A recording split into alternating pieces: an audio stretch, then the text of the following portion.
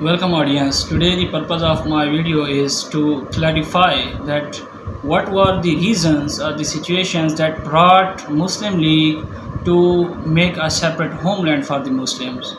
So before giving the explanations of the reasons for the separation of a united India, I would like to mention that these are the two separate questions that how Pakistan was established and how we got independence. These are the two separate questions having a varying explanation and a lot of data in themselves. That's why I would like to clarify that we are going to focus particularly on the separation of United India. I mean the establishment of Pakistan. What were the reasons for the establishment of Pakistan? So a writer, Justice Munir, who is the writer of the book From Jinnah to Zia, he writes that the obvious reason for the separation from the India of the region that is now called Pakistan were the irreconcilable difference between the two major communities inhabiting it.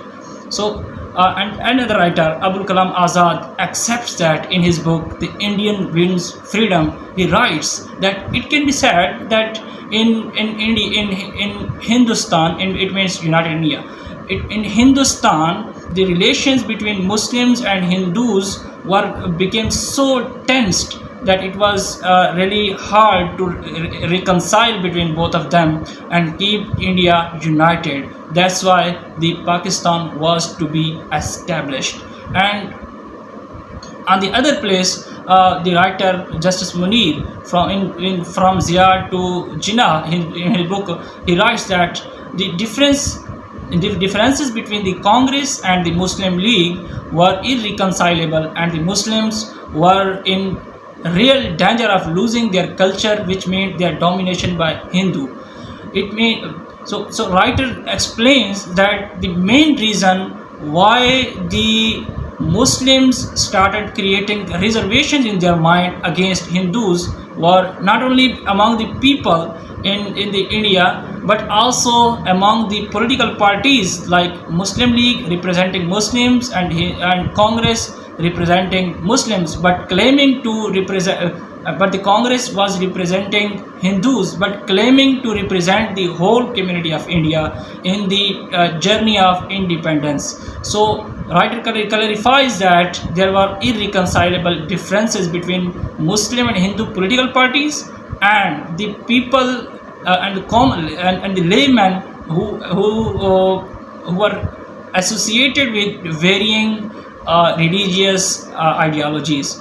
Now I would like to mention that what were the reasons that these irreconcilable differences were created, and what were these irreconcilable differences that Abul Kalam Azad and Justice Munir mention in their books.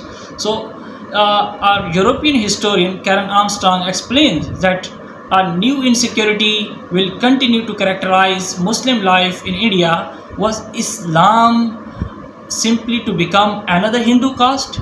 It was the main problem for Muslims, that they considered, is Islam going to be another Hindu caste? Would Muslims lose their cultural and religious identity? This was a big question. So Karen Armstrong strongly gives arguments in religious perspective. She says that Muslims were contemplating about their future and their ideology, that will they be reserved in future or not. These are the issues that will be mentioned in other. Along with these issues, there are also an experience of Muslim intellectuals and political leaders with Hindu political leaders and their people. Sir Syed Ahmad Khan gave the two-nation theory, and he said that Muslims and Hindus are two separate nations, and they must adopt their own institutions and live separately. So the reasons for the two-nation theory of Sir Syed were clearly because of his experience with Hindus in 1857, the War of Independence. They were trying to get impunity from the English people, and Muslims and Hindus fought together. But the Sir Syed explains that the Hindus were two-faced during this fight, and the Muslims actually faced the consequences of this revolt. While in 1867 there was a conflict of Hindu-Muslim Urdu-Hindi conflict, that Urdu was tried to be repressed by Hindus, and the Hindi was being promoted, and Sir Syed Ahmad Khan, who was a religious and a political intellectual, he contradicted with them and gave a two-nation theory and said that Muslims and Hindus are two separate nations and that they cannot live together. While in upcoming days, in 1906, Muslim League will be established, but later Jinnah, who first joined Congress and experienced for many years with the Congress, after that in 1920 he joins the Muslim League, but there was no idea of separation at that time between Muslim League and Congress, and they had some contradictions. But Jinnah had the full experience with Hindus, political leaders and their people, and the same idea was reiterated as the Sir Syed Ahmad Khan first mentioned in two-nation theory, and Jinnah officially declared in 1940 in a resolution that was named Lahore Resolution and later Pakistan Resolution. He mentioned that we are going to get a separate homeland and we will strive for that openly.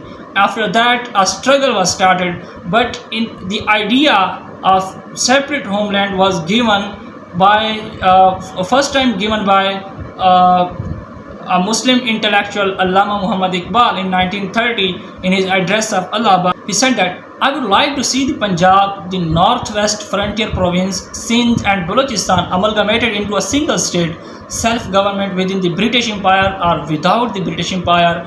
The formation of a consolidated northwest Indian Muslim state appears to me to be the final destiny of the Muslims, at least of northwest India.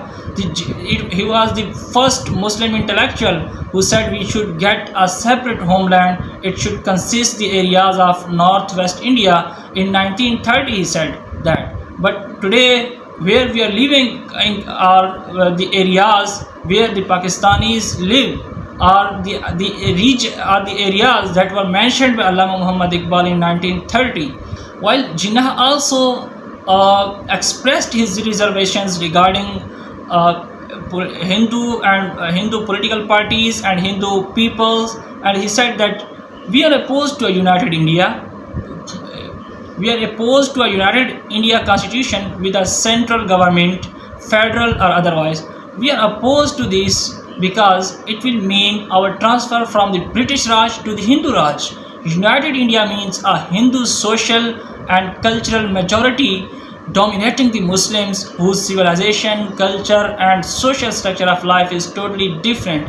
Now Jinnah says that it is the totally transformation of British Raj into Hindu Raj, and we will again be dominated socially, culturally, civilizationally. Anyway, we must get a separate homeland. And there was and the religion and Islam provided base for these ideas, that it is the just transformation of British Raj into Hindu Raj, and Islam was basically the base of these ideas in 1940. These were the reasons that irreconcilable differences between Muslims and Hindus were created, and a separate homeland for Muslims were inevitable. And it was Muslim League and the Islamic movement that created the idea of in the minds of the Muslims in India at that time to vote in the favor of Muslim League in majority. So in 1946, in Muslim majority areas, the Muslim League win the Muslim League won the majority of the seats in the Muslim majority areas, and so the demand of separate homeland was accepted. Thank you very much.